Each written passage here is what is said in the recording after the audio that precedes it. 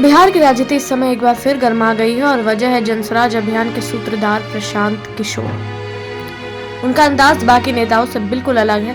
वह ना तो गोलमोल बात करते हैं और न ही आरोपों से बचते हैं। साफ साफ और सीधे शब्दों में वह सत्ता में बैठे नेताओं के भ्रष्टाचार की पोल खोल रहे हैं। यही वजह है कि उनके बयानों से बिहार की राजनीति में हलचल मची हुई है। सत्ता से भिड़ना आसान नहीं होता, खासकर तब जब सामने पूरी पार्टी और ताकतवर नेता खड़े हों। लेकिन प्रशांत किशोर इस डर से दूर हैं। उनका कहना है कि जनता को असली सच जानने का हक है और वही उसी सच को जनता तक पहुंचाने का काम कर रहे हैं। वह किसी सामान्य नेता की तरह मंच पर खड़े होकर आरोप नहीं लगाते, बल्कि ठोस उदाहरण और सबूतों के साथ बात रखते हैं। इसलिए उनके सवालों से नेताओं के माथे पर पसीना आ जाता है। प्रशांत किशोर ने हाल ही में बिहार के स्वास्थ्य मंत्री मंगल पांडे पर गंभीर आरोप लगाए हैं। उन्होंने कहा कि एम्बुलेंस की खरीद बिक्री से लेकर हेराफेरी तक के मामले जिनसे करोड़ों रुपए की गड़बड़ी हुई, यही नहीं उन पर निजी घर बनाने में भी पैसे के लेन देन से जुड़े सवाल उठे हैं। प्रशांत का मानना है कि जब स्वास्थ्य जैसी बुनियादी व्यवस्था को सुधारने के लिए बजट दिया जाता है तो उसे जनता तक पहुंचना चाहिए, न कि नेताओं की जेब में। इस तरह के मामलों को उजागर करना ही उनके अभियान का मकसद है। इसी तरह दिलीप जायसवाल पर भी प्रशांत किशोर ने सवाल दागे। उन्होंने खुलकर कहा कि सत्ता में बैठे ये नेता पब्लिक प्रोजेक्ट्स को अपनी सुविधा और फायदे के हिसाब से मोड़ देते हैं।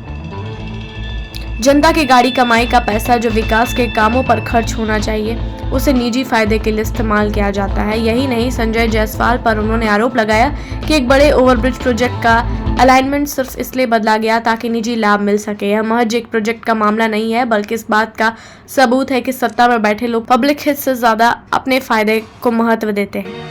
इन आरोपों के बाद सत्ता पक्ष में खलबली मच गई। कोई नेता डर के मारे चुप्पी साधे बैठा है तो कोई कानूनी नोटिस भेजकर प्रशांत किशोर की आवाज दबाने की कोशिश कर रहा है।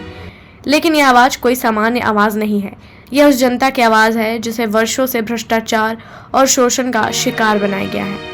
प्रशांत किशोर उसी जनता की तकलीफ को मंच से सामने रख रहे हैं।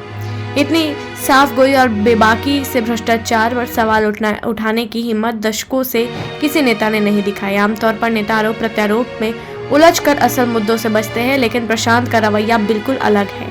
वह मानते हैं कि जब तक भ्रष्टाचार पर सीधा वार नहीं होगा तब तक जनता को उसका हक नहीं मिलेगा। यही कारण है कि उनके बयानों को जनता गंभीरता से सुन रही है और नेताओं की बेचैनी बढ़ रही है।